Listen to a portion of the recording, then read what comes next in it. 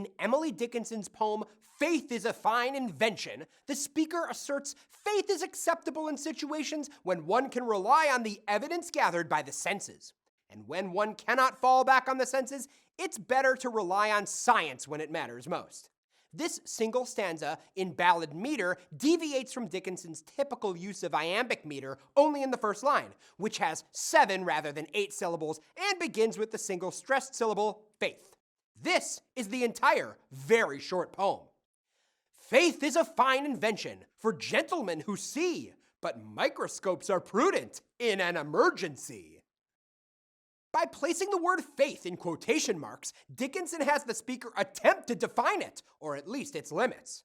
A keen observer of life, the speaker trusts her senses. She clearly believes in empiricism, favoring microscopes, science, over blind faith. The speaker emphasizes the importance of what one can actually see and examine. Just as elsewhere in her poetry, Dickinson expresses a preference for the heaven she can see here on earth, in other words, nature, to the one many believe exists after death. This poem contains a paradox. The speaker says faith is fine when one can see it, using one's senses. But if one can use their senses, then one doesn't need to rely on faith. By asserting that faith, a belief in things unseen, is acceptable only when one can see and examine things, she's really saying that blind faith is unacceptable.